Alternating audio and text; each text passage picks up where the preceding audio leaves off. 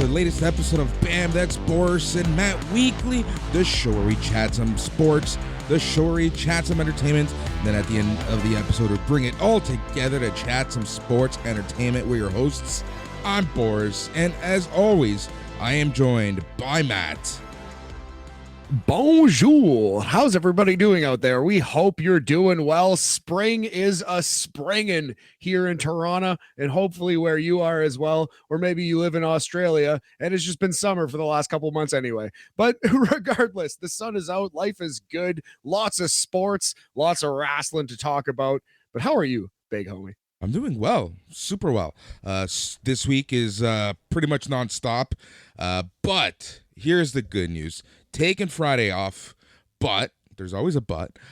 Friday, I am going to Windsor for the Impact show. Going to be doing that, covering that live for Slam. And obviously, SNME is going to get join in the ride, but mainly covering it for Slam there. Card is looking good. We'll talk about that a little later. Then I can't make what it. now? I can't make it to the TV taping on the Saturday because I just have so much family stuff, 2 birthdays to get to, family stuff to get to, and then Sunday myself and a couple others are going to be at the Awesome Toy Show in Mississauga.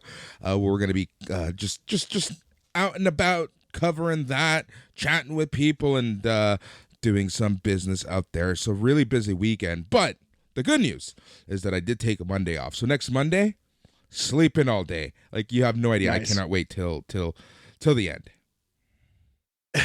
Very good. Yeah, hope you get some rest, big homie. Yeah, definitely. But hey, man, you got to get out there, got to get grinding. That's cool that you're gonna be out there with the Awesome Toy Show. And hey, man, glad to see you. Glad to see you getting some Impact coverage live too. That's exciting. What's the main event of that show? Oh, the main event. So it's one of those Impact Plus specials, right? So the like, it doesn't have a title card, a title match with Josh Alexander, but it does have a women's match.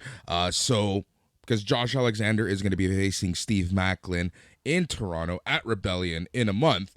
So the main event for this show is, get this, Josh Alexander, Rich Swann, Frankie Kazarian versus Kushida, Chris Sabin, and Alex Shelley. Oh, right. Nice, man. That's going to be a very good match. I'm sure they're going to give it a ton of time. I'm sure I've been in the building with you, though we weren't friends at the time, watching some awesome ROH versus New Japan trios matches in the Ted Reeve Arena. Yeah. 100%. We've gone to the same shows, and then we'll talk about this when we talk wrestling. But just for the sake of completing this conversation, the Knockouts Championship match is going to be Mickie James versus Jordan Grace. So that should be a really good match as well. That will be cool. Excuse me. Mickie James is quite popular in Canada, as I seem to remember whenever I've seen her. But yeah, man, that's cool. We'll get to more wrestling in a little bit. Let's talk some sports. What do you want to start with? Lots to get to. We have so much. Shall we talk the insanity that has been the NCAA basketball tournament? Yeah, boy. So brackets everywhere have been busted. Sorry if you bet on Arizona because of us. I'll take that L. I'm sure nobody put down any money because of what I said. But yeah, that's a big old L. But it's March Madness. No one knows what the heck's going on. Even if you watch college basketball the entire season long, these are 19-year-old kids, man, in like a high pressure situation. Basketball is a very volatile sport anyway. Runs happen so often. One kid gets hot, he scores 30 points. That changes the entire complexion of a game. So lots can happen, lots can change in March Madness, but we are down to a Sweet 16, big homie. Yeah, it's just a crazy weekend to say the least. I think our bracket was broken, by just after noon on Thursday. It was just absolutely crazy, but man, it was fun. It's fun basketball, right? Like, I really do enjoy watching the games. And one thing I wanna say, right, is these games are more exciting than watching some NBA. Not better, more exciting. I want to make that clear distinction. Yeah, not better, but different. The NBA is not always the best basketball either, although there have been some amazing games this year, and I'm still quite excited for the playoffs. But the NBA product has suffered a little bit. It's just with college basketball, it's the insane amount of turnover now, not just players leaving with the one and done, but the transfer portal has just completely thrown college basketball into disarray. And so there's parity like we've never seen before. And there's growing pains. Teams are going through growing pains. Even into the tournament, teams are still figuring some things out. Yeah, exactly. Like, it's for me, I love to see kind of like what we talked about on our special, which you can catch over at BAM Sports Entertainment. It's old now. It doesn't matter. It's irrelevant, but you should still listen to it. I had some good singers in it. You had a good night. Yeah, you were putting up shots. Yeah. 20 off the bench for Boris. 6 man right there, right? Like, it's just been a really fun tournament, man. And this is what the NCAA is all about, and what makes March Madness a really fun tournament. Like, I really do enjoy watching it a lot. But the one thing that I really do appreciate being here in Canada is the coverage that we're getting, right? Like, the talking heads are getting better. The coverage is expanded. TSN, who has the rights for it, actually has the satellite feeds on their website for TSN Plus subscribers 24/7. So you get the satellite feeds of every game, which is really cool, because I was watching the Gonzaga game, not last night's game, but the first game on Friday evening, and it was the satellite feed. So it's like, during the commercials, you just get like the random cameras looking at people, and the random camera view from the rough of the arena and stuff like that. And you get the fans. Yeah. So it's always cool seeing the satellite feed. But I guess, short story long, the coverage here in Canada has been getting so much better. Absolutely. Yeah, getting those satellite feeds of games on the app online, but you can access them on your TV without too much trouble. It's definitely a game changer, man. It's at the point where if you're watching March Madness and you have a 2-screen setup, multiple screen setup, you got to do it. It's sure. It's like, it's just Christmas for a sports fan. So much fun to watch these high octane games. And let's be honest, most people watch more things than once at a time now, right? Like, I know you usually have your laptop right beside you. You guys have at least 2 screens going at a time, right? So I usually have, my tablet and a TV going at the same time, depending on what I'm watching, right? It's crazy when you see how we consume things. It disgusts me, but when it comes to sports, I love it and I hate it all at the same time. It's pretty bad. But again, like, why wouldn't you? If I could easily access 2 games at once and watch them, like, why wouldn't you? Hanging out. And I treat the first day of March Madness like it's a holiday, straight up. I take it off work if I can. I used to do it for the trade deadline when that was good in the NHL, but now March Madness is my be a complete piece of shit day, and it's sacred to me. I love it. I love it so, Boris. Yep, exactly. So yeah, let's talk about I guess our first impressions is at least mine would be, holy shit, what a tournament. Like, it's just absolutely crazy how many number 1 or top seeds are gone.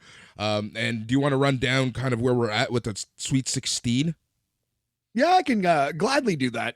So let's start in the South Regional. This is the one with Alabama at number 1. They are against San Diego State in the Sweet 16. And the winner of that matchup will play the winner of Princeton versus Creighton. Some white boys shooting the basketball there. Princeton on a miracle run. Haven't been this far in the tournament in 56 years. Creighton is in this Sweet 16 for only the second time since 1974. Crazy. So these are some old school college basketball teams. One will go to the Elite Eight, probably to get destroyed by Alabama. Yeah, I'm gonna give it to the Poindexters. You're going Princeton, eh? I'm going Princeton.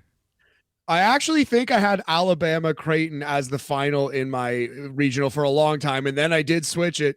Or no, sorry, that Creighton Arizona was in there for a long time. I was debating that for so long, and obviously I picked the wrong horse here. But yeah, Alabama versus Creighton, I think that could definitely definitely be what we're getting here. I think that's going to be the South Regional. Alabama is going to make the Final Four still, it looks like. Yep, exactly. Who knows, though, man? Who knows? In the East, we have Michigan State versus Kansas State. That's a 7 versus a 3. Michigan State a 7, Kansas State a 3. Kansas State looks really good this year. They're really they're coming together, but Michigan State has an excellent defense. They really just made life miserable, just absolutely fucking atrocious for Marquette. So, that was a bad game. What's for interesting? Marquette. A great game for Michigan State. Yes. Sorry for butting in. But what's interesting about this tournament, though, is the shooting has been atrocious. So a team that has even a half decent defense is dominating right now. Yeah, Michigan State is a very good defensive team. So they're one to keep an eye on in the East. I don't know. That one's tough to call. Kansas State looks really good, though. Like they're coming in hot. So we shall see. I think I'm going with Kansas State there. Okay. Also in the East Regional, we have Florida Atlantic, who took out Farley Dickinson. They were the ones who beat the one, Boris. And Florida Atlantic is against Tennessee. I like Tennessee way more than I gave them credit for. I completely misspoke and thought Bruce Pearl still coached Tennessee on the podcast. He actually coaches Auburn now, which I realized halfway through. I was drunk. Doesn't matter. It was a party, Boris. We're here now. Florida Atlantic versus Tennessee. I like the Volunteers here. Yep. I think that's I want to say that's a safe bet because nothing is safe at this point, but that's probably the best bet you can make. Absolutely, yeah. And Tennessee is another like kind of banging like defensive team. It seems like Michigan State. So we could get Tennessee versus Michigan State in a rock fight to end this East Regional. But I kind of think Kansas State's going to come out of the East. They've looked the best in this regional, I feel like. Yep. Agreed. So yeah, I'm going to pop Kansas State on through here to the Final Four. To the Midwest we go, Boris, and it's Miami the U versus Houston. This is a very fun matchup, Miami versus Houston. Yeah. I still think Houston is gonna make the run, right? I think we had them for at the Final Four. Yes, I believe so. Thing about Houston, you could go two ways with it, but they've had two tough games, not just one. They had some trouble with Northern Kentucky in the 1-16 game, and then they were trailing, I think, at halftime to Auburn, right? Like yes, they were losing at the half in that game, and so Houston, but maybe that's a good thing. Maybe they have faced adversity, overcome it, and they are ready to make a deep run. So I'm kind of leaning that way. But I don't know. Houston might be a little vulnerable. Still, we're going to go with, I believe they are the Cougars, right? The Houston Cougars? I believe so. My favorite animal and woman. And then Xavier versus Texas. What a fun game that is. Did you see the clip of Sean Miller, Xavier coach, on the Tonight Show with Johnny Carson way back in the day, dribbling a basketball like he's fucking Spud Webb or fucking Skip to Malou, Ray for Alston or something? Yes, I did. That did come across. Yeah, I like that. That absolutely incredible. I want to pick Xavier just on that alone, but I don't know. I like Texas. I feel like the Houston versus Texas matchup, that's still going down. Yeah, I think I think again, safe bet at this point. Yeah, and then Houston makes the Final Four. No reason to bet against Houston yet. Yep, agreed. And then in the West, Gonzaga versus UCLA is the tastiest matchup in this Sweet 16. That is Thursday, March 23rd, 9:45 p.m. Eastern time is the tip-off there. I'm going to be watching that one. That's an excellent game.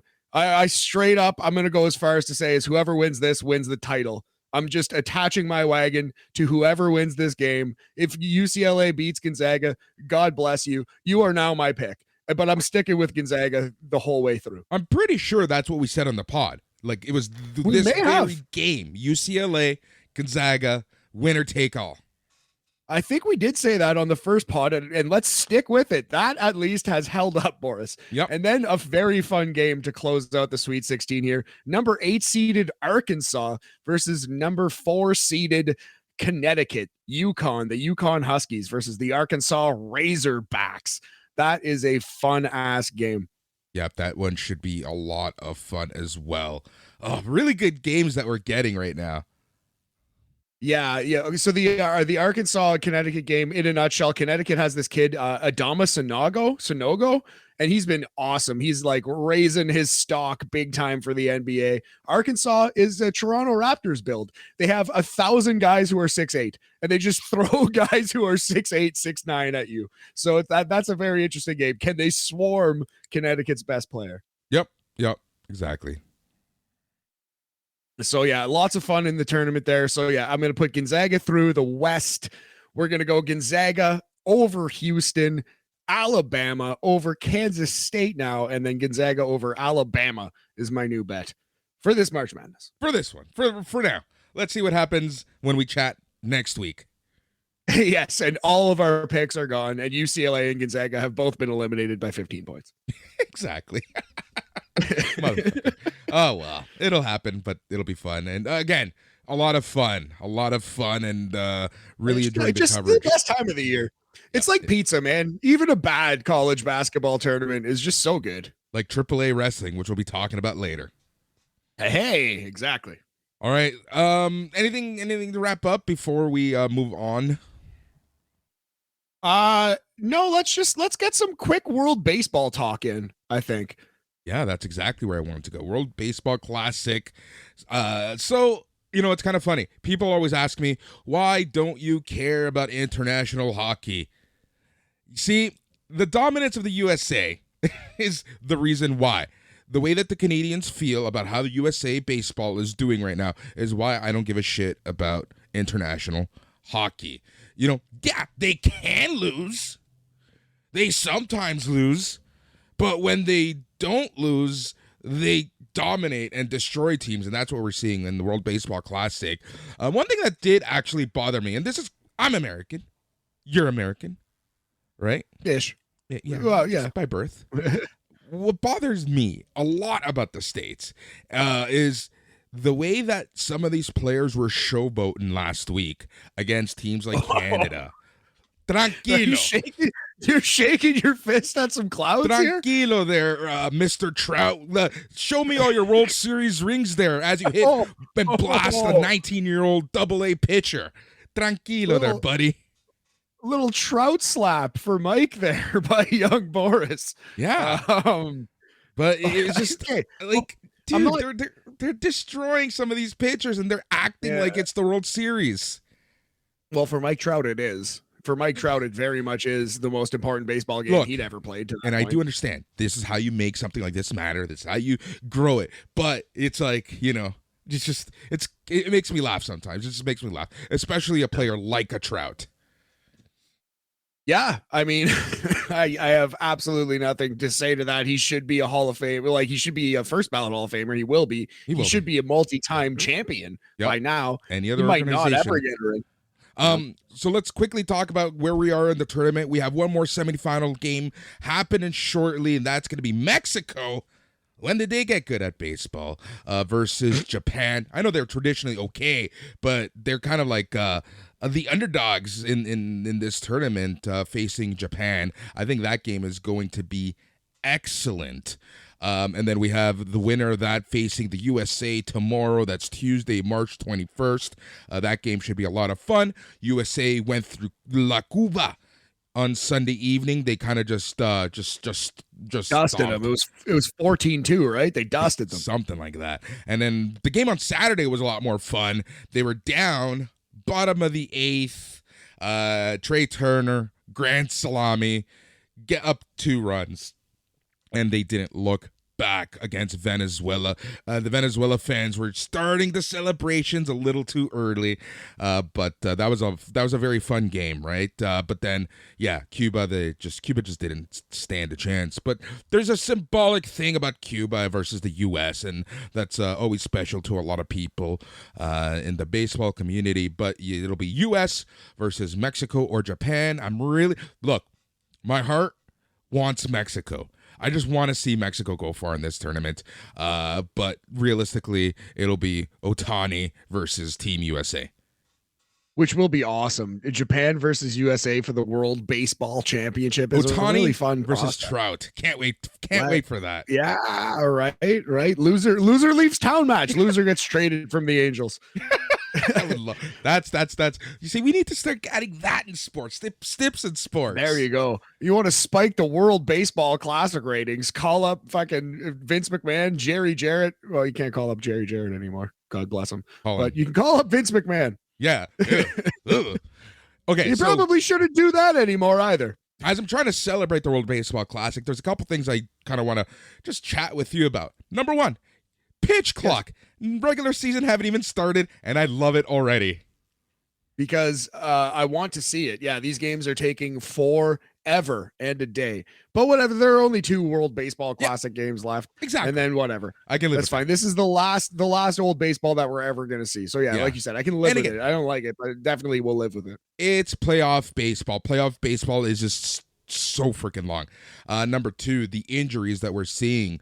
Jose Altuve is out with a broken finger after he took a pitch to the hand on Saturday evening.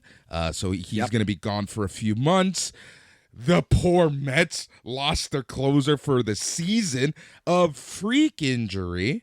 I don't even know how he got injured, but he's gone. During the celebration, right? He was on Team Puerto Rico. Edwin Diaz, the Mets closer, is out for the season, which, if you're playing fantasy baseball, Adam Ottavino and David Robertson look like they're going to be picking up saves and or holds for the New York Mets. Put them on your radar. And Jose Altuve's out till maybe June. Yeah. He's out till minimum mid-May, it seems, with this broken thumb. So, yeah, man, oof. I at the same time, like, I understand that you could even argue there are more injuries in the World Baseball Classic because of the ramped up intensity. Yes. And I respect that. But these were 2 freak injuries that happened to these star players. So I don't think we should change anything. No, although it wouldn't surprise me if they moved this World Baseball Classic to either the end of the season or the middle. Should be November. I personally think it should be November. Every player has already warmed up. They're used to intense games. They're not coming off of vacation and have vacation form. So that's the one thing is the timing, right? You go from 0 activity to a couple games of spring training, and then boom, international baseball and meaningful baseball. Yeah, man. And they could do the thing that hockey does with their weird world championship where they do it during the playoffs. But that's a terrible idea because it just becomes secondary and no one cares about it. Exactly. So if they're going to do it, what I would do is exactly what you said, November. In fact, at the immediate conclusion of the MLB World Series, like early October or mid, I guess. Yeah, exactly. It would be late. October. Mid to late, yeah. But point is, it should happen after the season. But yeah, World Baseball Classic again, tons of fun. I like getting these random sports events that they're so much fun. Yeah. And yeah, by the time you are listening to this, I'm sure you already know the answer to who has won between Mexico and Japan and who will be playing the United States on Tuesday, March 21st, which is probably the day that you're listening to this. Or maybe you've already known who won that game too. And if so, go Japan, go Ohtani. I think that's where we're heading. Yep, that's who I want to win. All right, let's quickly talk some F1. The people want us to talk about F1, and by us, it's obviously me. It's all you. I'm getting a drink. Oh my God. All right, go. All right, so F1, we are 2 races in. This past weekend, we had the Saudi Arabian Grand Prix. Sergio Perez gets the first place finish for Team Red Bull. Max Verstappen gets number 2. And Fernando Alonso for Aston Martin gets number 3. I believe it was his 100th podium finish. Dude, this guy is having a great run. Lewis Hamilton placed 5th. And Lance Stroll for you Canadians, he unfortunately DNF'd. And right now he has 0 points to the season. Yeah, man, it's crazy right now. The F1, these races have been so much fun. So there's a couple things that I really wanted to talk about. So obviously Red Bull, they're just dominant right now. Super freaking dominant. Verstappen, just crazy. Verstappen won the opener in Bahrain. Sergio Perez wins the second race. So right now, Red Bull is looking great. The real takeaway for me is everything about Fernando Alonso coming out of retirement, changing teams, and he's back and getting his 100th podium finish. Really, really cool to see that. The one major story that I really want to follow is kind of where McLaren is going, because McLaren is struggling right now. So I want to see what happens over the next few races with McLaren. Yeah, so overall, Saudi Arabian Grand Prix, not as great of a race as Bahrain, but it was still a fun race. One of my personal favorites is coming up Sunday, April 2nd. Oh, that's going to be such a long weekend, because that is Wrestlemania weekend, aka Wrestling Weekend. So that's going to happen Sunday, April 2nd, 1 a.m., the Australian Grand Prix.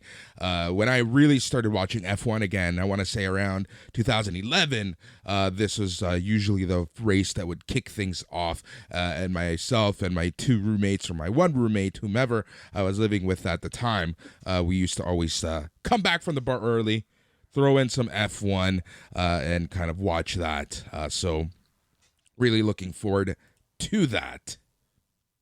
Nice, man. Nice. A tradition lives on. That. Hey, what's going on? Yeah. Love it. Yeah. What's up, friend? How's the F1?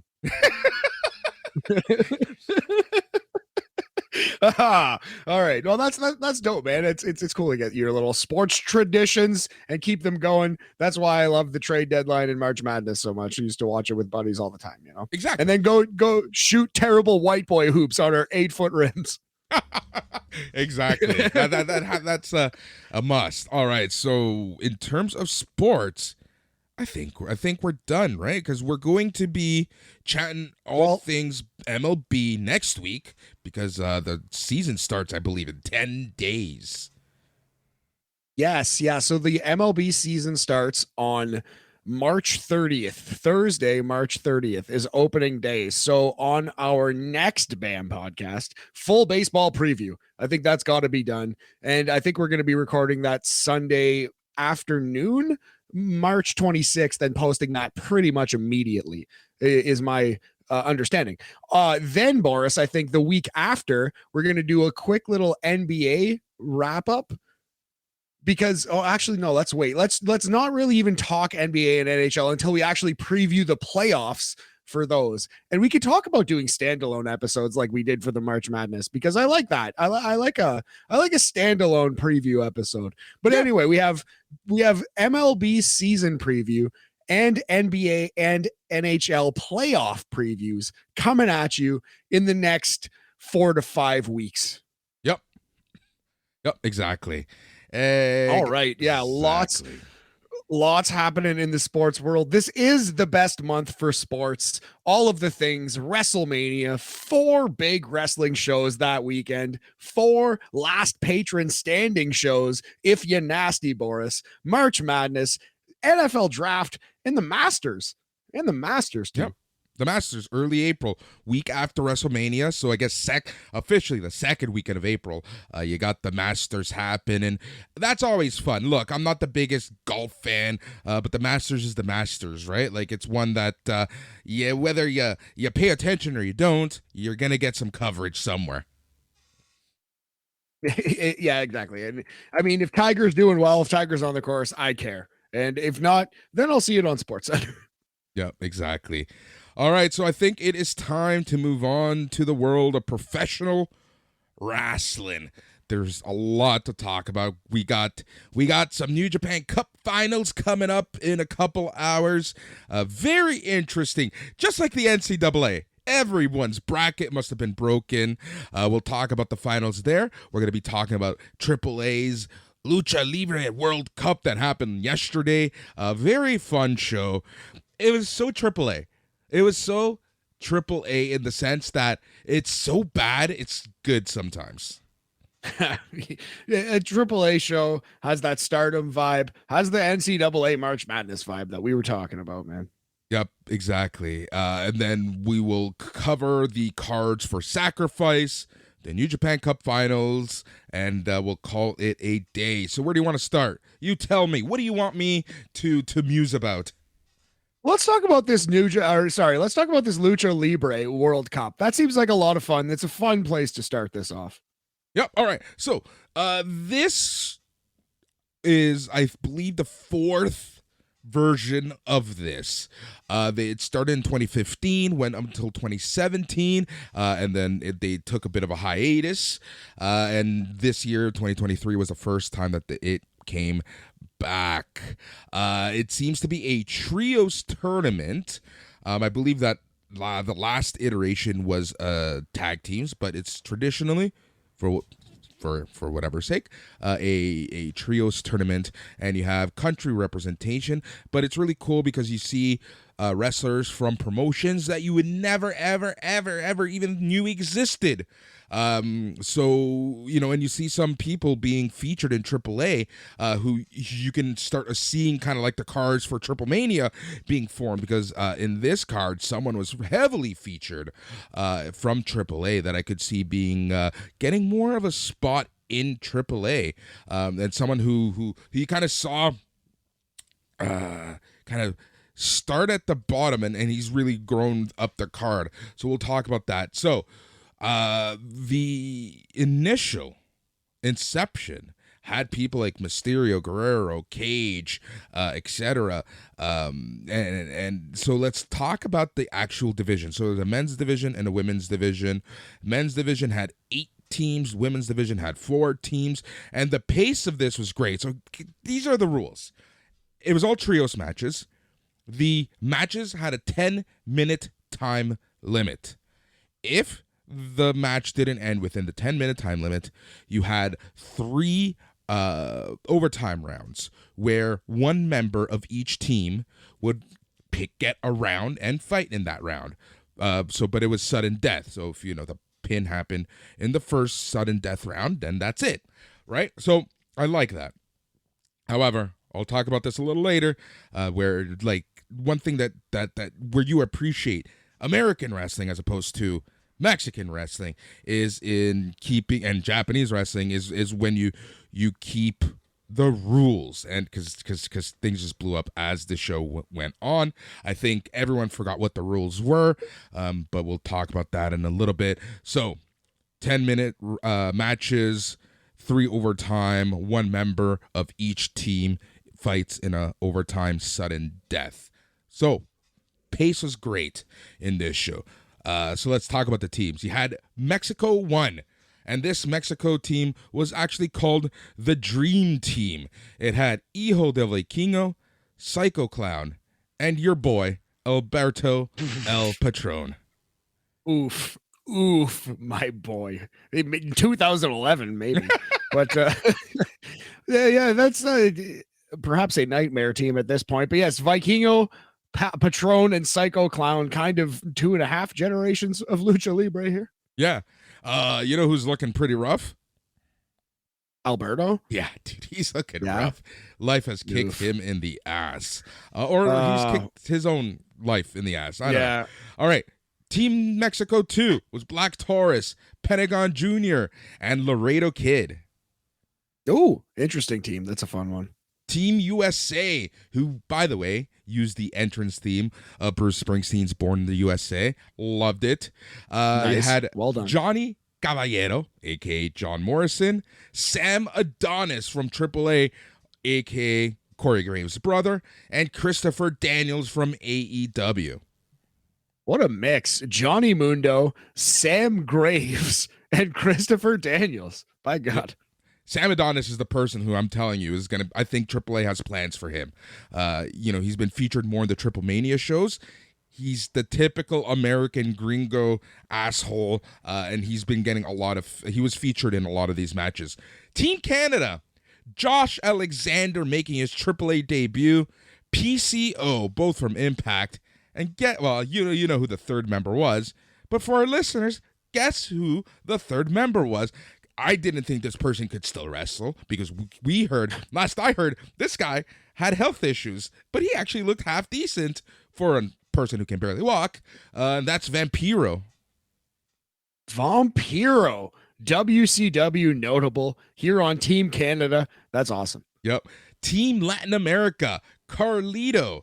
You had Zumbi, an independent wrestler from Brazil who looked awesome, and Hip Hop Man from Argentina.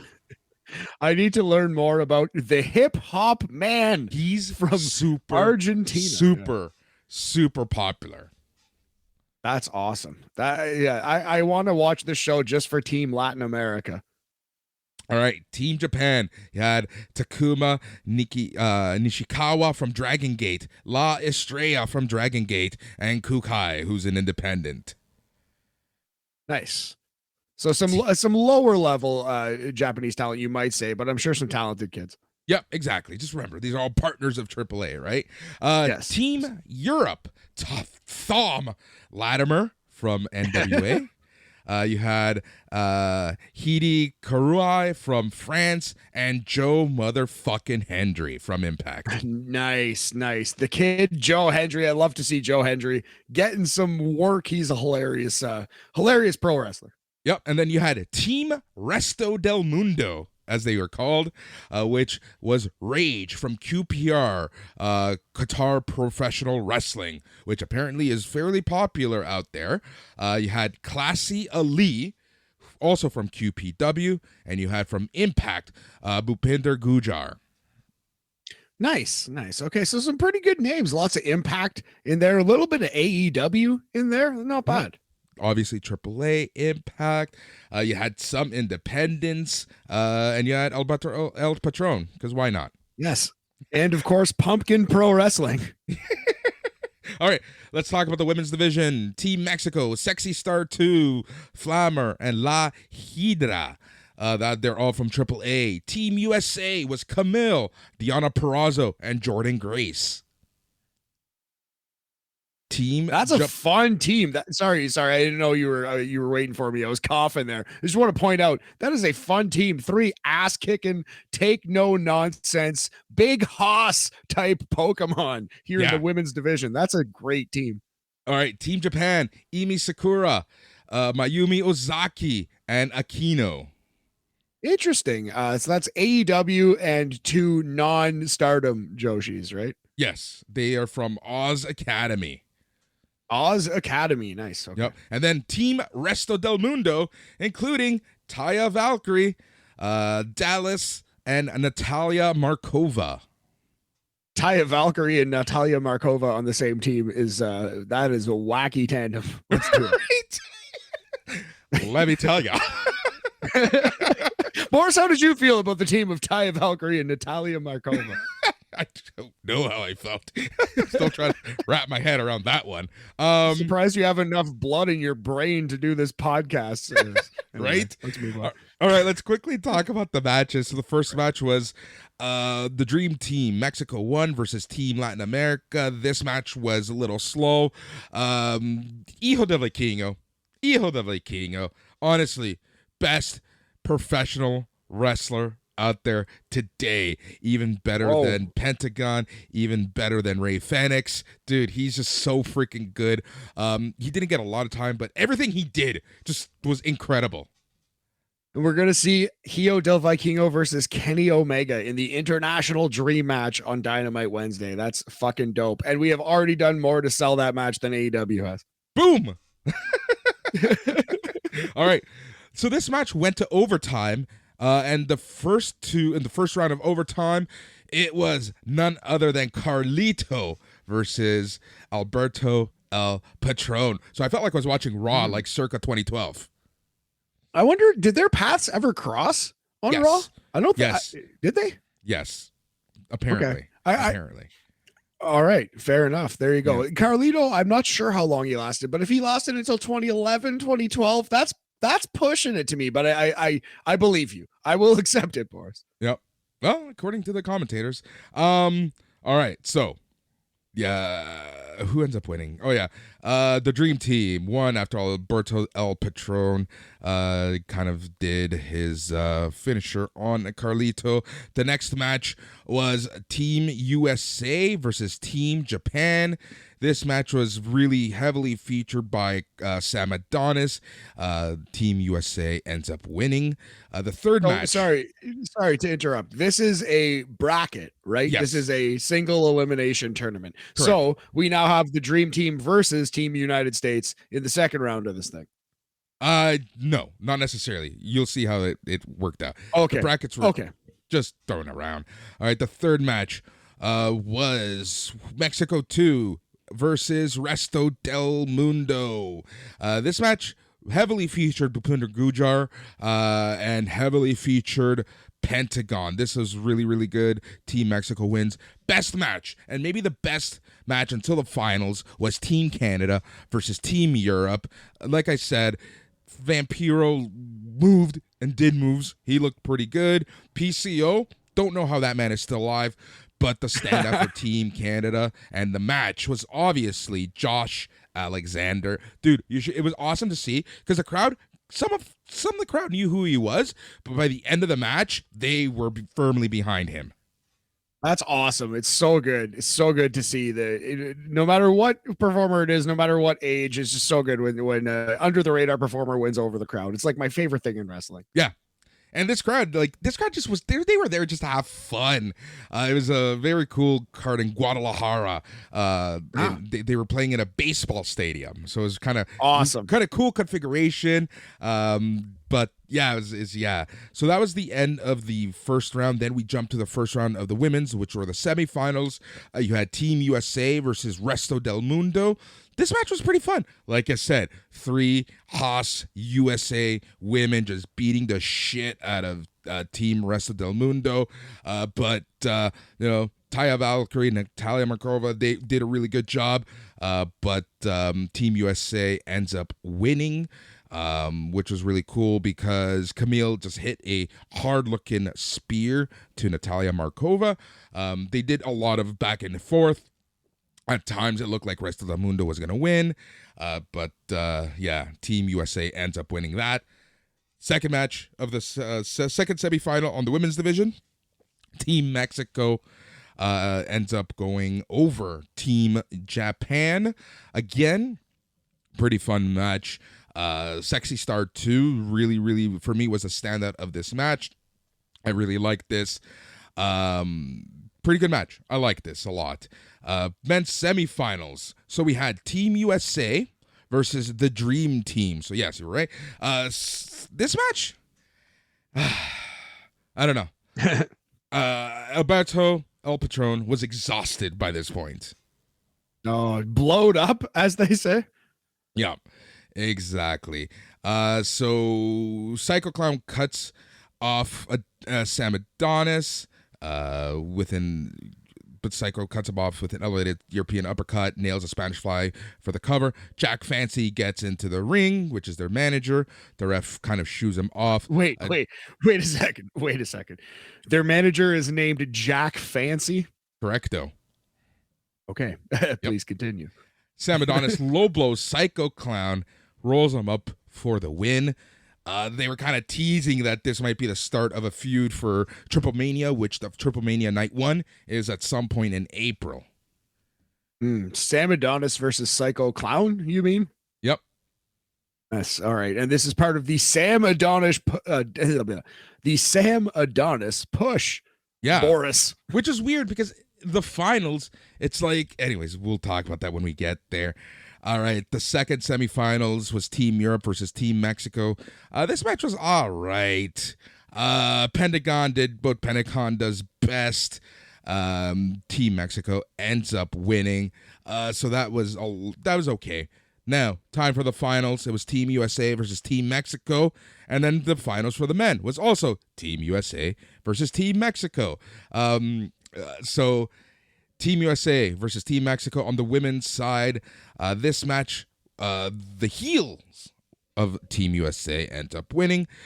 Camille ends up winning with another spear, and this was really, really good. Flammer went down for the count. Team USA picks up the win. This was really good. The women got a lot of good heat from the crowd. Good reactions. The crowd was obviously really pushing for Team Mexico. It was cool when they cut to the crowd, all of the kids really reacting. One thing I want to say is AAA has more cuts than WWE nowadays. I hate to hear that. That's very annoying.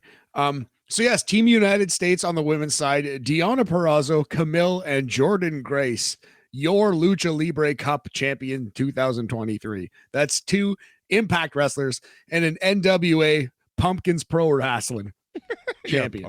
Yep, Pumpkins Pro Wrestling. All right. Then you had Team Mexico versus Team USA on the men's finals. Let's remind everyone, Team USA consists of Johnny Caballero, John Morrison, Sam Adonis, and Chris Daniels. They went up against Black Taurus, Pentagon Jr., and Laredo Kid. So Sam Adonis was heavily featured during the 10 minutes. And then, this is what I mean. Like, when you have rules, and you announce the rules, got to make sure you follow the rules, because it went into overtime, but they kept Pentagon and Johnny Caballero in for the 3 rounds of overtime. Well, that's kind of lame. So yeah, because when you explained it at the start, seemed like if Pentagon and Caballero went into overtime and then they went into a draw, it would be double overtime, and they would have to pick 2 different people in the team, right? Yep. That would be way better. That would be way more interesting. Yeah, exactly. It just seemed like they booked this on the spot at times. Like, it was so weird. Even the referees, I forgot to mention one match earlier, there was a loud like a buzzer at the 10-second mark. And at what point, when the referees, like, the buzzer literally just started, and the referee was about to go for a pin, and he just stops. And the commentators are so badly trying to explain, well, the referee was going to take longer than the 10 seconds of the pin to do the, like, it was just so weird. And then doing this, it's like, this is AAA at its best, right? Like, just, and I mean that very sarcastically. It kind of ruined the parts of the show a little bit, but you had Johnny Caballero versus Pentagon Jr. For 25 minutes. That part I like. Johnny Mundo has become underrated, man. When he was in Lucha Underground, he was so good. His feud with Prince Puma, yes. Ricochet, Mundo / Caballero, he mixes really well with the luchadors. He is a luchador. He wrestles a lucha style. He always has. Yep, dude. The overtime was fun because they were just kicking each other's ass. They were just beating each other up. You had Christopher Daniels and Sam Adonis fighting Black Taurus and Laredo Kid in the outside a few times. Caballero and Penta were just kicking each other's ass. They were doing everything they could. Caballero did a corkscrew from the top rope to the outside. I thought he broke his neck, but he didn't. He was fine. This match was really well done. Penta wins with an avalanche Mexican destroyer onto a table, and Caballero's poor back just crashed through the table. But that gave Team Mexico the win. I laughed at the end of the match. So after Johnny Mundo gets put through hell, through a table, Taya Valkyrie and Conan come out, and they hug Team Mexico. Oh, sorry, babe. See you at home. Yeah. Also, man, I have a ton of respect for John Morrison. He's out here taking fucking flipping pile drivers through tables in Mexico at 43 years old. Guy still looks great. He's a good wrestler in good shape. Like, he doesn't get the respect he deserves. John Morrison, he was still very much is a very good wrestler who had a very good career, man. Yep. Oh yeah. And again, this show overall, if I was going to give this show a number, I would give this a 3 3/4 out of 5 World Cups, just because, dude, look, you know what you're going to get with AAA. It was a lot of fun. Yeah, like it was very fast paced for a AAA show. And, outside of the technical glitches, because, Fight and AAA, the show went off without a hitch. So I like this show a lot. That's man, that's what I mean. You're never disappointed. You never leave disappointed with AAA. Yep, exactly.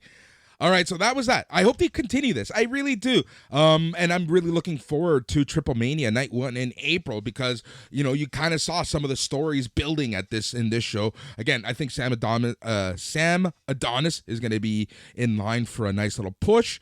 Obviously, Pentagon continues being the pillar of Triple A on the Mexican side. You have Taya Valkyrie, who a lot of people consider the best Reina de Reinas champion. And Hijo del Vikingo is Hijo del Vikingo. And Laredo Kid, back from injury, looking better than ever. Nice. Yeah, lots of talent. Like you said, Hijo del Vikingo, the best luchador in the world. So, I mean, they have him. That's good. That's a good start. Yep. All right, so let's talk some cards. I think this is the best way to talk about the New Japan Cup card. Just talking about the card for the finals, which is happening tomorrow. Again, just like the NCAA, I feel that a lot of people's brackets were broken because for the finals of the New Japan Cup, we are going to see David Finlay from Bullet Club versus Sonata, not from Los Ingobernables. And you know what's so funny about this is that I don't think either one can afford the big loss to Okada. I think for both people, it's better to lose in this match than it would be to go on to lose the title shot. Yep. I agree 100%. Okay. I agree 100%. So, both guys being repackaged, both guys joining new groups. Sonata joining just 4 guys. I guess they're just 5 guys now. New look. He doesn't color his hair. You have David Finlay, who's Switchblade Jr. at this point. But I agree, man. I really think that Sonata is going to win because out of the two, if you're going to be pushing anyone long term, I think it's going to be David Finlay. And I don't think David Finlay can afford to lose to Okada just yet. See, I agree with that. So I wonder, well, maybe Sonata. I think Sonata is going to win because I think they'll sooner beat Sonata. Like Okada will beat Sonata. I don't think they care too much about that. But do you think, Boris, they would put the world title on Sonata doing some kind of crazy heel shenanigans with his new stable, trying to put them over as a threat, trying to give this guy his world title run? They gave it to Evil, doing the exact same thing. That's what I mean. You may as well give it to Sonata if you did it with Evil. That could be where we're going. Anyway, the thing go ahead. Isn't Okada gonna take some time off or something? Like, didn't he just have a kid looking to get time off or something like that recently? Oh, maybe he did just have a kid in September. So not just, but I'm sure he'd like to spend some time with his newborn child. So yeah, man, who knows what's coming. I will say for this New Japan Cup finals, which March 21st, early morning Eastern 2023. Man, the match that I'm most excited for on this entire card, you can guess it, I bet, just by looking at the junior heavyweight title, the Time Bomb champion, Hiromu Takahashi versus my boy, Lio Rush.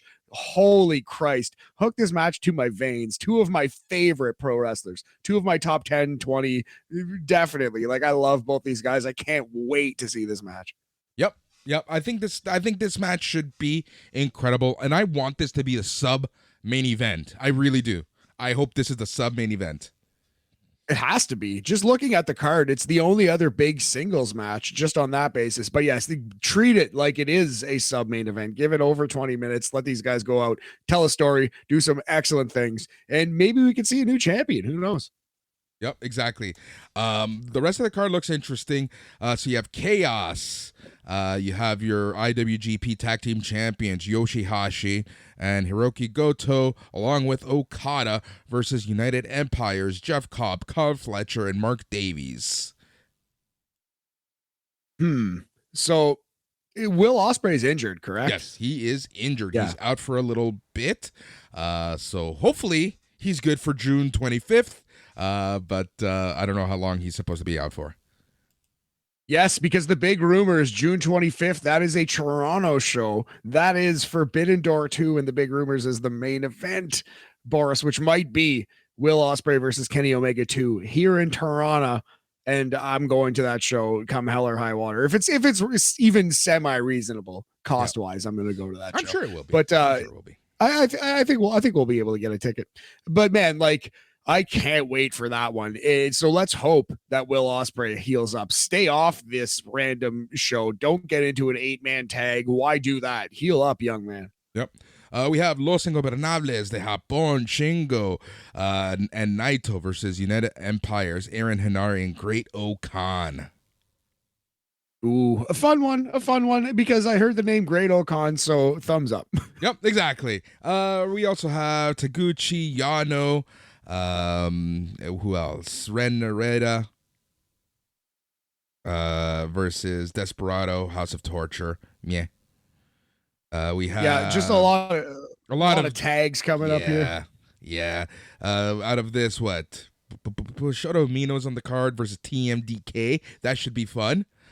Kosei Fujita and the leader, Zack Sabre Jr. versus Ryohei Oiwa and Shota Umino, son of Red Shoes. I like that match. Fun 6-man tag. Tomoaki Hanma with Ishii, the boy, the Stone Pitbull, and Tama Tonga, our boy on this podcast, versus El Phantasmo, good Canadian lad, Chase Owens and Kenta. That's a fun one. Yep. Again, this card's looking pretty good. But then some of these wrestlers are going to be coming to Windsor, Ontario on Friday, as some of them are going to be featured on Impact's Sacrifice card, like I mentioned at the top. This card is going to be on Impact Plus, so we have a lot going on. So let's go through this card. Then let's go like at least a preliminary card for Multiverse United, which is next week. Ooh. Huge ass show. And then there's some. And then I have cards too, because we might as well do WrestleMania weekend before we leave. Might as well see where we're at for that. So I have the 4 big cards for WrestleMania weekend too. Let's do it. Let's just read some friggin' cards, bud. Yeah, and talk about wrestling. All right, so let's talk about Sacrifice. This match is going to be an interesting one, and I'm really looking forward to it. Really excited to be in house for this. And that's Speedball Mike Bailey versus Jonathan Gresham. Oh man, yeah, dude, that's an excellent match to see live. I can't wait to get your live report. Whatever your live report and rating is, we're gonna plug it into the list, to the BAM list. It's an official canon rating because I trust you, Boris. It's going in my list. So don't give it 7 stars and break my shit here, please. You know me so well. PCO. Shout out to the great Dave Meltzer. We kid because we love. Yep. PCO versus Kenny King. Oh, that's a fun one live too. I think Kenny King is in that underrated. He's a poor man's Mundo. He's in that underrated category because he's just been there for so fucking long. You know. We have Deonna Purrazzo versus Giselle Shaw. Okay. All right. Okay. The match that everyone has been clamoring for. The people have been asking for this match for years and years and years, because it's probably been years since we've seen it. Busted Open match. Tommy Dreamer versus Bully Ray. So it's a first blood match between Bubba Ray Dudley and the guy who used to drink the Undertaker's tobacco spit on Raw in 2002. Correcto. Feed my eyes. Can you sew them shut? See what I did there? See, yes. I'm so proud of that joke. Holy Christ. Good. I'm so happy. Really I'm so happy. I wish I could bottle this feeling and inject it into my veins every morning. Impact Digital Media Championship. Joe Hendry versus Brian Myers. Yes. I just wish that I love Brian Myers, but I just wish Joe Hendry would wrestle someone else. It feels like every time I hear an Impact card, it's him against Brian Myers. Right? Fucking fight someone else, bud. All right. This is a match that I'm looking forward to. Ace Austin and Chris Bay representing Bullet Club versus TMDK, Shane Haste, and Bad Dude Tito. Oh, I thought you were gonna say Slapjack. No way. Shane Haste is Slapjack. Yeah, he is. Yeah. The Bad Dude Tito. Interesting match there. The X Division Championship. Trey Miguel versus Lince Dorado. Oh, Lince lives. Oh, No way. Yep. And then the Knockouts Championship. Mickey James versus Jordan Grace, and your main event. 6-man, Josh Alexander, Rich Swann, and Frankie Kazarian versus Kushida, Chris Sabin, and Alex Shelley. Yeah, man, that's a very fun show to see. I think you got pretty lucky with that card, especially Speedball versus Jonathan Gresham. That match is out of this world. That should easily make our list. If they you never know with pro wrestling. Like it's possible to have a bad day, and it doesn't make them bad wrestlers or bad people. But you would think if they both have a good day, both bring their working shoes, that's going to be a fucking excellent wrestling match. Yep. All right. Multiverse United, aka Impact's Forbidden Door. This is happening next Thursday on Fight TV. It is going to be during WrestleMania weekend in LA. Here's the card as it stands. We have PCO, Callahan, Fred Rosser, and Alex Coughlin versus Eddie Edwards, Joe Hendry, Tom Lawler, and J.R. Kratos. Oh, the filthy one. I like it. 8-man tag. We're going to see some filthy shenanigans, I am sure. I just can't wait to see what Tom Lawler is wearing. I know I say that every time, but that's part of it's a running gag at this point. I would have been disappointed had you not said it.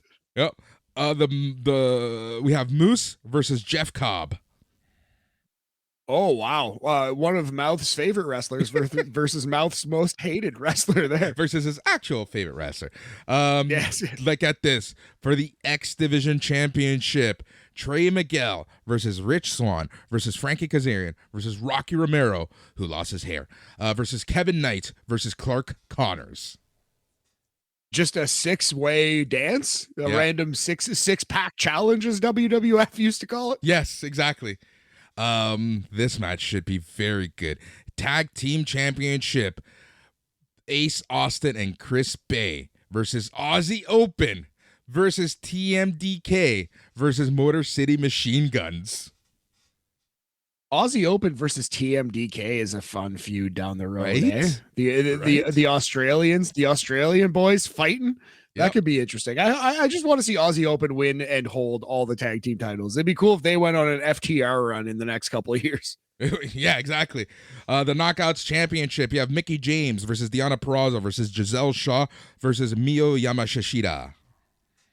And again, just a fatal 4-way, no ladders, no ultimate X's. No, nothing yet. No monsters balls. No monsters balls. All right. Very good. New Japan Pro Wrestling Strong Openweight Championship and an Impact show, Kenta versus Minoru Suzuki. Oh, in an electrified steel cage match like that one Dudley's. No, I'm just kidding. That's absolutely fucking absurd. No, but Suzuki versus Kenta, that's a fight. Kenta beats the crap out of people, and Suzuki, he beats the crap out of his pillow in the morning. He doesn't give a shit about anything. Oh, so funny. This match is on the card right now, but I'm sure it'll be changed, and I'm sad to see this one go. And that's Will Ospreay versus Mike Bailey. Oh, Shizer. What's the date on this? Next Thursday. Oh, it probably isn't going to happen. Oh, damn. Well, they've had matches before. They always are great. So we will see it again down the road. Yep. And then the Impact World Championship is on the line as Josh Alexander goes up against Kushida. Let's go. I have Kushida versus Darby Allin on the list this year on our top matches. I felt like that match was highly underrated. I love Kushida's work. I think he's brilliant in the ring, and that's going to be such a good technical wrestling match. I agree, but I think we saw his best moments as part of a tag team in NXT. I'm about to quit this fucking podcast. I will shut my laptop right now. Good old jacket time. Jacket time, because time machine. I'm doing the jerk off motion right now. Yeah, jacket time. Fucking eat shit, Bruce Pritchard. Jacket time. I'm gonna rant now. They destroyed Saray's career almost. They brought this poor woman over, 23 years old, A+ prospect, and they fucking made her Sailor Moon. They made her a schoolgirl. I'm backing away from the microphone because I'm starting to yell. Are you kidding me? They brought in Saray, A+ prospect, brilliant wrestler, 22 or 23 years old, and they fucking made her Sailor Moon in 2022. That's disgusting. That's fucking grotesque. And this man's about to sell WWF to Saudi Arabia. Now let's talk about WrestleMania. Yeah, let's talk about before we talk about WrestleMania. It was announced earlier today that Andy Kaufman is going to finally be inducted into the WWE Hall of Fame. Matt, is Andy Kaufman going to induct Andy Kaufman? Could you imagine? Holy fuck. This has been the ruse all along. I hope he's like 80 years old and he has been fooling us this whole time. And he's been waiting to get into the WWE Hall of Fame, a thing he didn't know existed when he faked his own death in like 85 or whatever it was. Anyway, this is 10 years overdue. Yep. They should have done this long ago, 20 years overdue, maybe, right? Like they should have done this long ago. And I wish I think Lawler's like quite ill, right? And he's not going to be able to be there for this. Correct. He just had a medical emergency, but I would love to see Lawler just there in the building. He has to be in the building. I hope he's well enough to at least get there and just be or present. Send a message. Yeah, at least send a message. You know, if he could video induct him from wherever he is at, if he can't be there, that would be amazing. But yeah, this had to be done. It should have been done 20 years ago. Yep, exactly. The headliner is Rey Mysterio, and we also have the Great Muta going into the Hall of Fame. Did Mysterio and Muta ever cross paths in a wrestling ring anywhere? Holy fuck! Talk about a dream match at some point. You would just assume by the lengths of both of their careers, right? Right. That's what I don't think they did, but I would be awesome if it's out there somewhere, even just like recently-ish, you know. And that would be one for 2K. That's like a 2K dream match right there. Rey Mysterio versus the Great Muta. Boris, before we get off the Hall of Fame topic, sorry. Do you think they're shooting the angle where Dominic attacks Rey at the Hall of Fame or Conan at the Hall of Fame? I think Conan is scheduled. They're at least talking to him to induct Rey Mysterio. Look, Hall of Fame happens after SmackDown. If they're gonna do an angle, it's gonna happen during SmackDown, not during the Hall of Fame. You think so, eh? Yeah. So you have that. I think I disagree. I think because they don't have a building, they're not selling tickets. They are gonna shoot an angle, and Dominic's gonna beat up his dad. Yeah. Well, they're selling tickets to the SmackDown show, but they're doing it. Yeah, at SmackDown. Yeah, they're not. I'm saying because it's not a dedicated black tie affair like it used to be. I think they won't have a problem shooting an angle. Is my guess, but maybe I'm wrong. See. Maybe they will treat it like an official thing. Sorry to keep interrupting. Look, no, it's all good. It's Triple H, right? I just think Triple H would make that distinction. This was 100% Vince. Angle's going down. Who do you think? So I'm hoping Conan inducts Mysterio. Who do you think is going to induct the Great Muta? Isn't it Flair? I thought it was going to be Flair. I don't know if it was announced. I know he announced it, and I'm pretty sure that he would induct it. But this is the one time that I wish that companies can play nice together, because it should be Sting. Yes.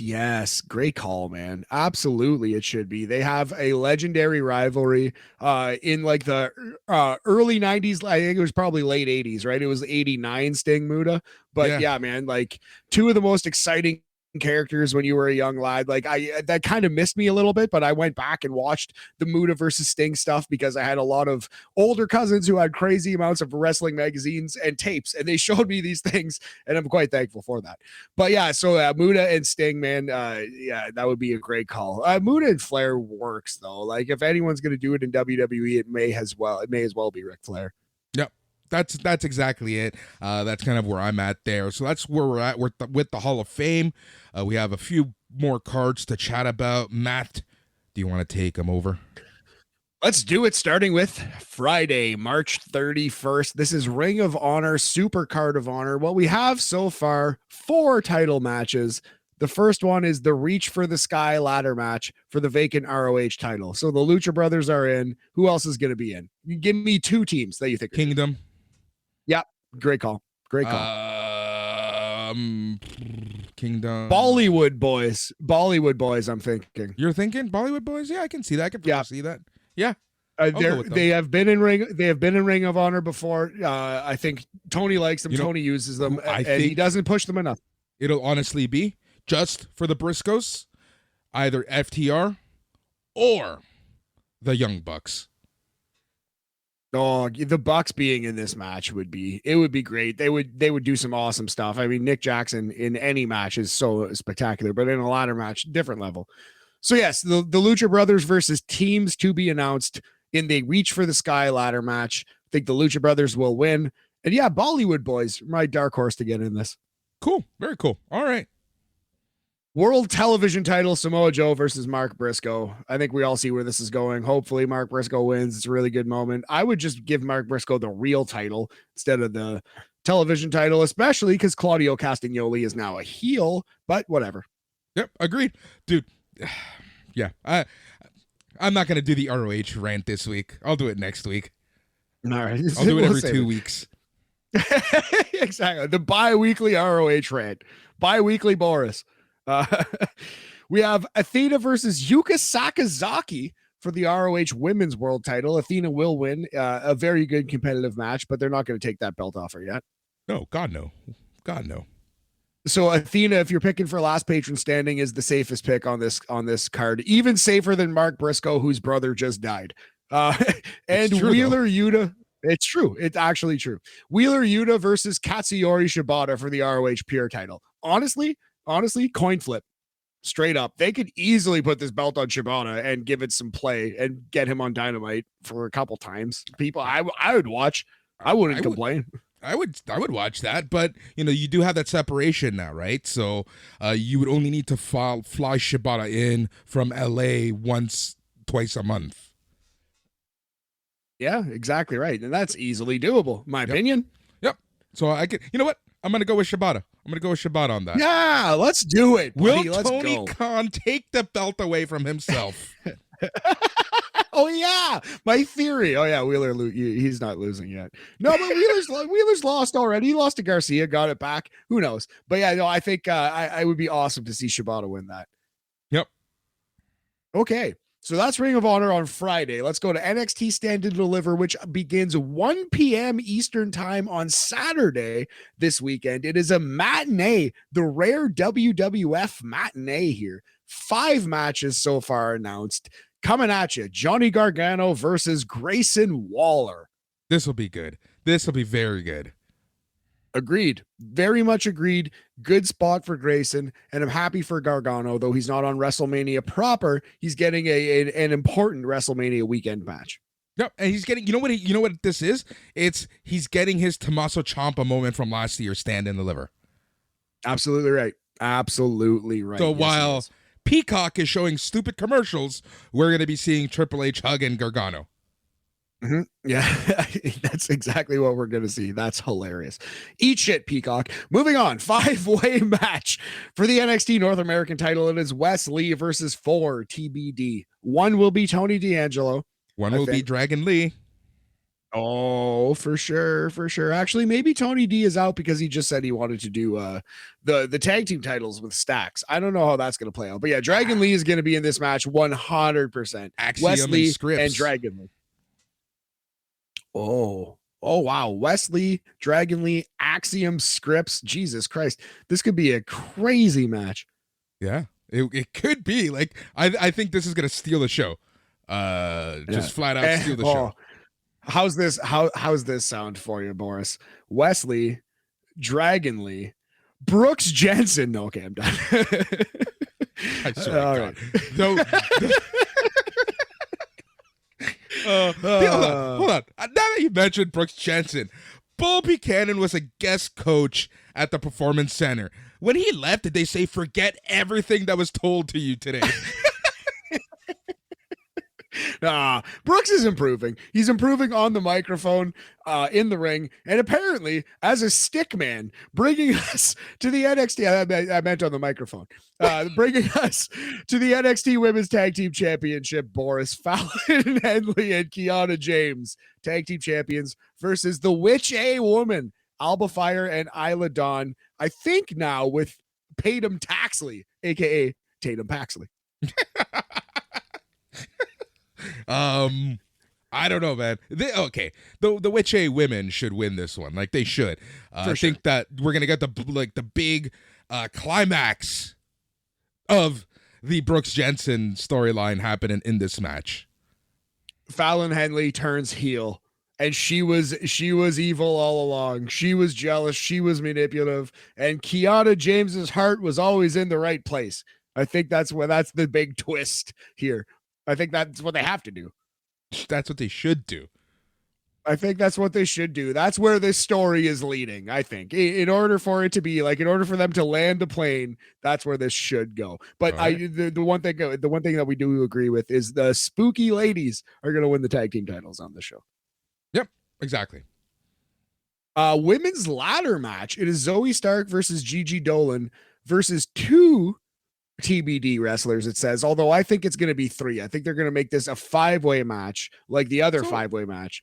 And Roxanne will get in it. Do you believe the reports coming that something is actually wrong with Roxanne Perez and they're not really talking about it? I don't know. I don't think so, for the simple fact that they wouldn't have put her in such a physical match with Miko Satomura as the catalyst to this.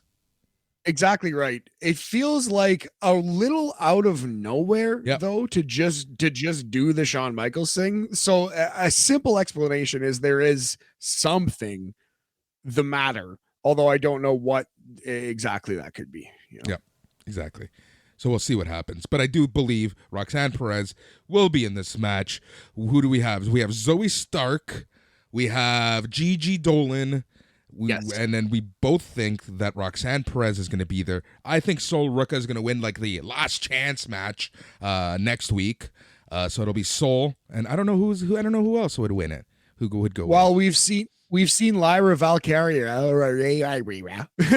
Lyra Valkyria, and Tiffany Stratton have both on NXT said in these words, I want the NXT title. Maybe not in those exact words, but they are coming for the NXT women's title. So I think Tiffany and Lyra are going to be the other 2. Those are my guesses right now. It'd be a very interesting ladder match.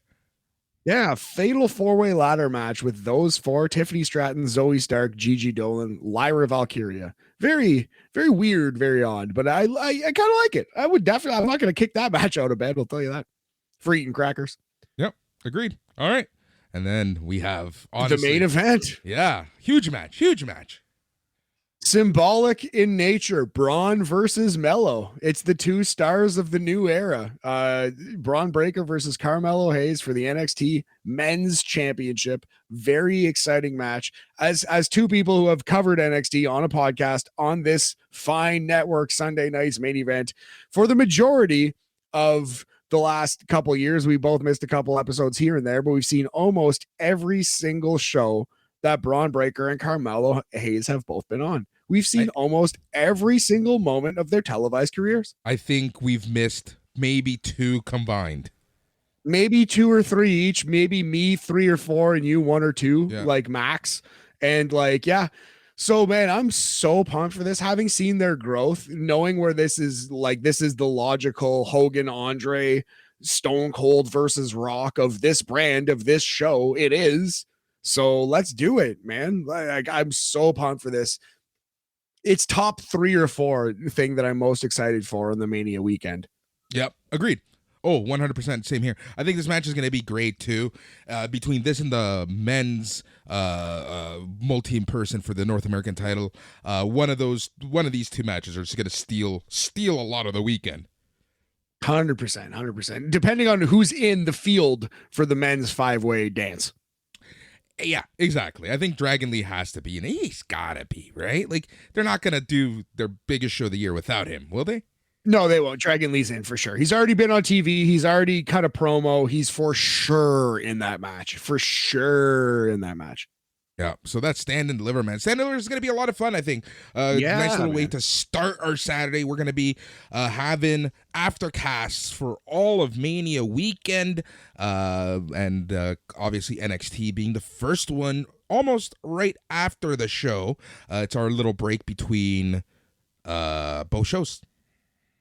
Yes, and we are doing the after party live on YouTube and the Melon app and a lot of things. And that's going to be night 2. We're doing the Sunday one. But yes, so Saturday, April 1st, in the afternoon, we are watching NXT, immediately doing a podcast, then getting cranked and watching WrestleMania April 1st, the evening, night one. The only thing we know for sure on night one is that Seth freaking Rollins is facing Logan Paul. God, I hate that that's actually in his name. The freaking. It's actually in his name.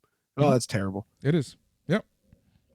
It is. I love Seth Rollins. He's such a great wrestler, saddled with the worst character in pro wrestling. I goddamn despise his character. I hate his character. I love the wrestler, but I have no time for his character. I can think of worse, I'm sure, if I have 5 minutes. Yeah, maybe. All right. So official for night one, Rollins versus Logan Paul. You may have heard of him. Official for night two, the World Championship match. 900 days plus as champion Roman Reigns versus son of a plumber, grandson of a plumber, Cody Rhodes, the American Nightmare, conquering hero from AEW. Cody Rhodes probably going to win that match. What do you main event night one with? Usos, Zayn, and Owens. It really seems like that's the logical pick to main event night one, does it not? Yeah, because it's been the largest story, right? So it should cap night one of WrestleMania.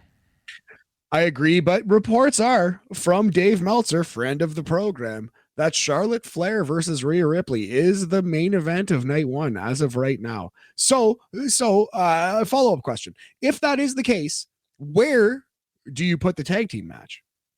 You know what? If it doesn't close it, open it. Wow.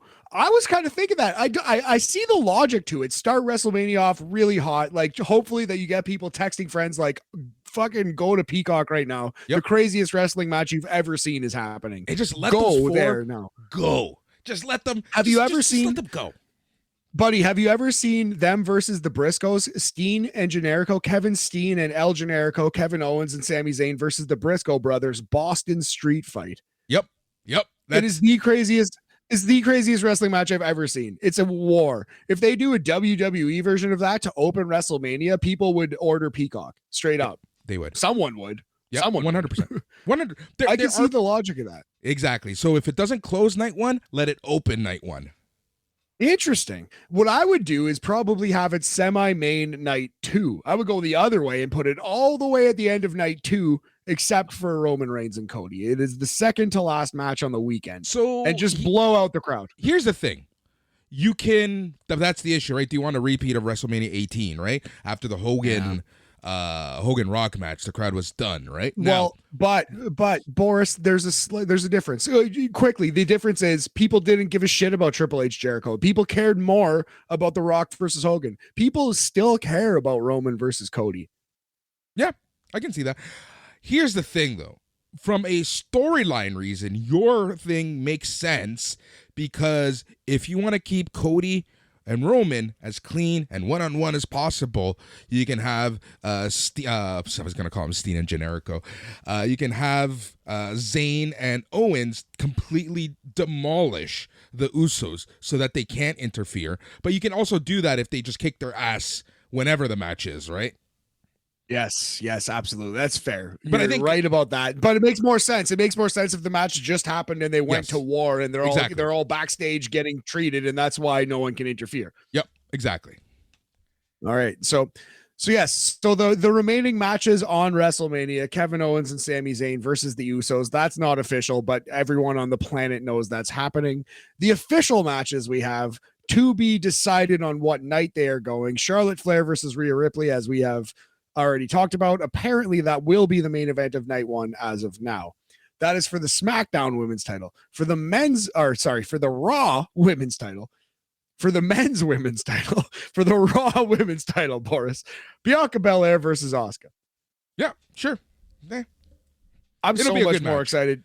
I'm so much more excited for that match than Charlotte versus Rhea. It's going to be way better in the ring. Yeah, should be. I think it will be, right? But I think both women's matches have had pretty piss poor builds. Fair. Absolutely fair. Here's something with a very strange and weird build. Brock Lesnar versus Omos, the 7'4" Nigerian giant. Sure, this is whatever Brock Lesnar wants to do, he can do, right? Like, yep. Literally, it's Brock Lesnar playground match. Knock yourself out, kid. Yep, exactly. Don't Dean Ambrose him. Oh, I think he will. I think he will, and beat him with an F5. Oh my God. Triple threat for the WWE Intercontinental title. Gunther champion versus Drew McIntyre versus Sheamus. This match could steal the show. It very well may steal the show. This match is going to be awesome. I'm guessing Gunther. I think they'll just keep it on him because this feels like a good place. It feels like a lot of people are guessing, oh, Drew's going to pin Sheamus or Sheamus is going to pin Drew. And then Gunther's going to get fucked. I bet you they just keep the title on Gunther. Yeah, it makes sense. To me, if they want to really push him, if the reports of Triple H thinks he's still not just quite ready for a Brock Lesnar are true, then why would you take the belt off him? Let him keep the belt for the next God knows how long. Let him break the Honky Tonk Man's record. Yeah. Start there. The conversation starts. It starts at him breaking the Honky Tonk Man's record. Like, we will talk to you again, Gunther, in 110 days or whenever the fuck that happens. You know, like.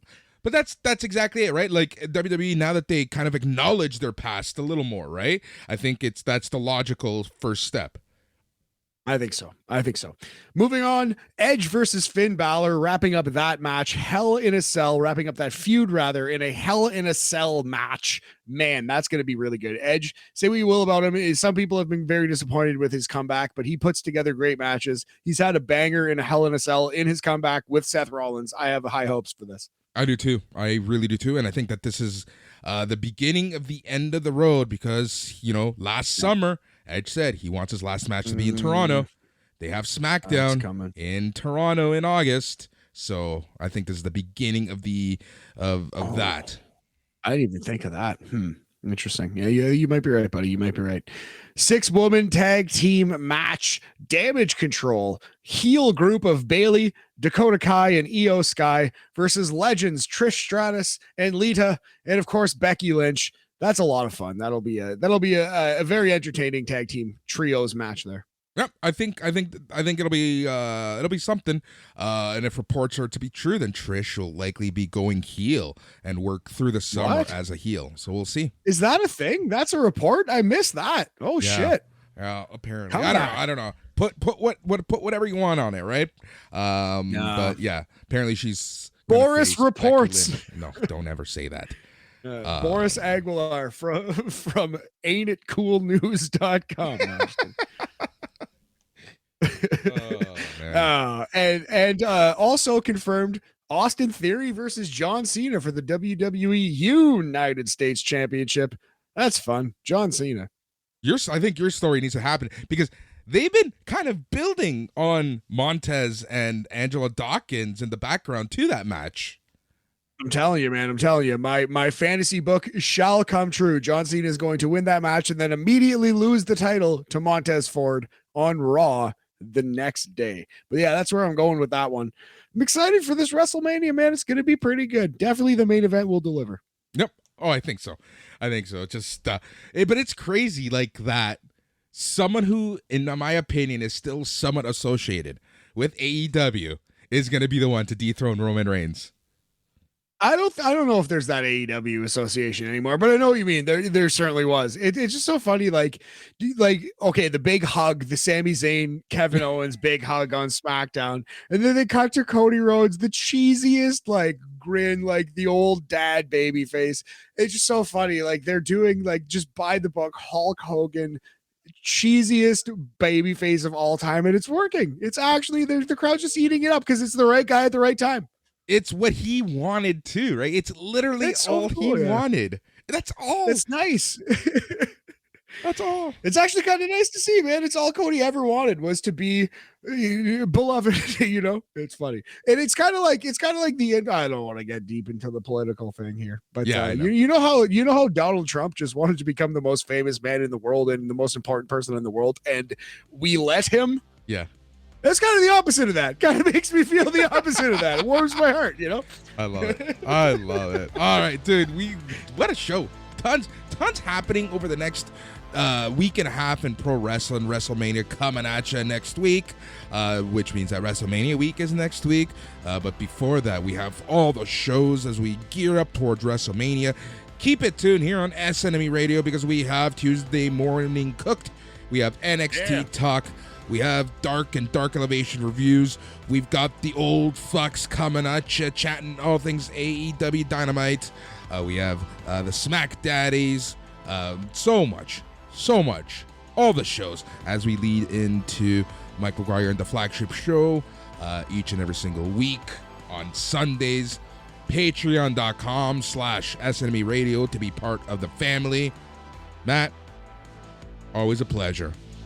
Thanks, buddy. Yeah, this was a good one. Lots of fun and some non-traditional episodes coming at you soon. Probably baseball preview, NBA playoff preview. Lots of fun. Feels like the rocket ship is taking off here. The green arrow is pointing upwards for Bam. Feeling excited about the future. Life is good. Nice to talk to you, buddy. Let's fucking get some. He's Matt. I'm Boris. Till next time, stay tranquilo. Yeah.